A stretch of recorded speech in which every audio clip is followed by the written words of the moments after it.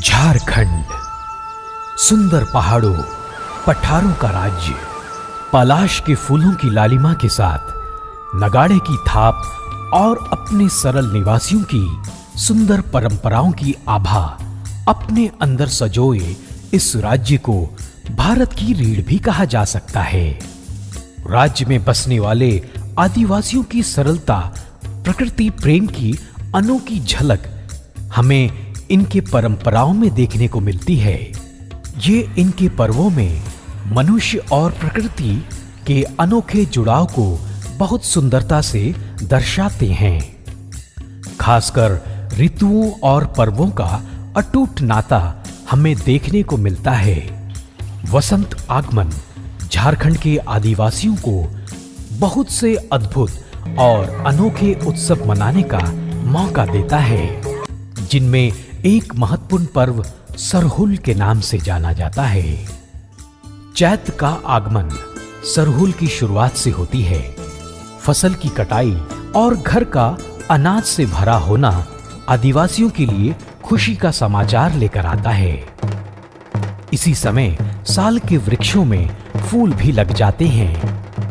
इन फूलों को प्रतीकात्मक रूप से नए साल का सूचक मानते हुए सरहुल आदिवासियों द्वारा बहुत ही धूमधाम से मनाया जाता है।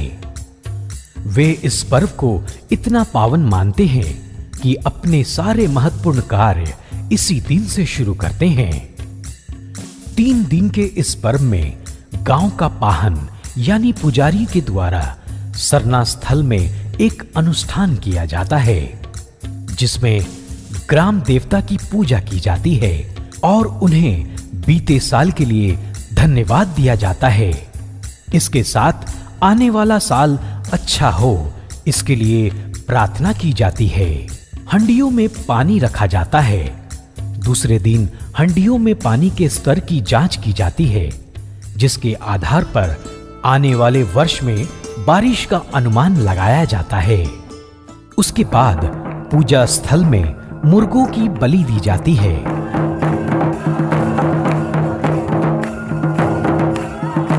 लोग पाहन को अपने कंधे में बैठाकर गांव घुमाते हैं।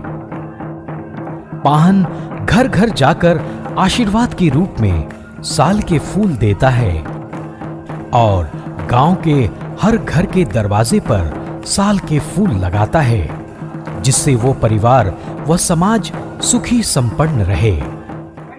इसे फूल खोसी कहा जाता है। लोग नाच गाकर इस पर्व का आनंद उठाते हैं।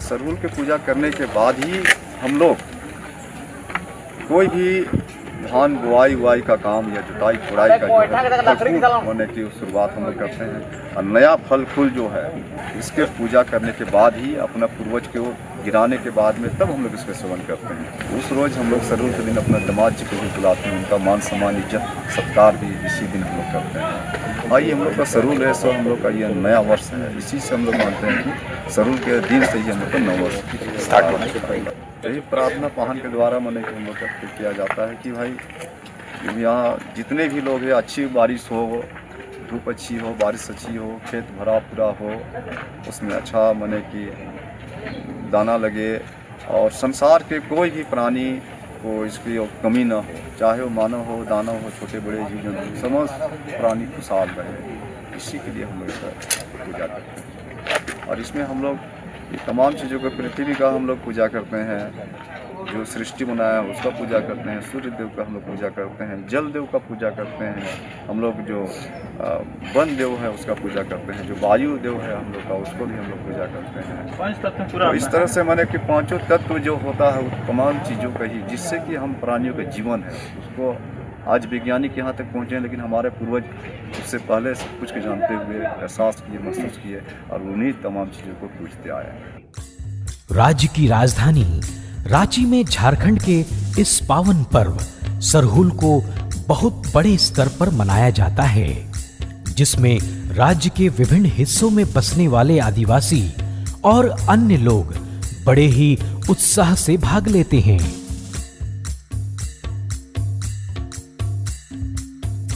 सालों पहले ग्रामीण क्षेत्रों तक सीमित रहने वाले इस पर्व ने कालांतर में सीमा लांघते हुए शहर में बसने वाले लोगों को भी अपने रंग में रंग दिया है।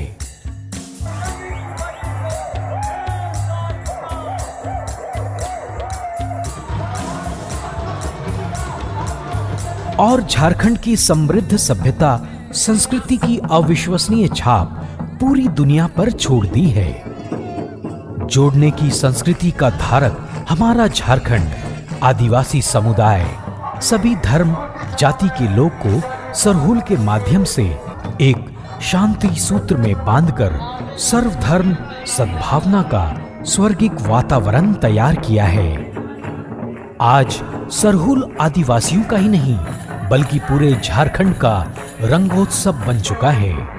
इस भव्य समारोह में तरह तरह की नृत्यों का अनूठा नजारा देखने को मिलता है।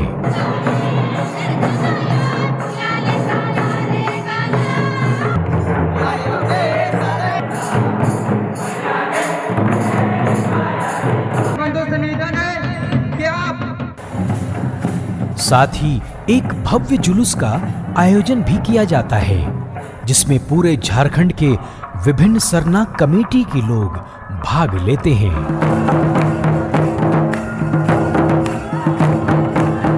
झारखंड के इस महान पर्व में मानव और प्रकृति के अनूठे संगम की जो झलक देखने को मिलती है वो और किसी और सभ्यता संस्कृति में देखने को नहीं मिलती है। प्रकृति के लिए यहाँ के लोगों की अपूर्व श्रद्धा को हम शत शत नमन करते हैं।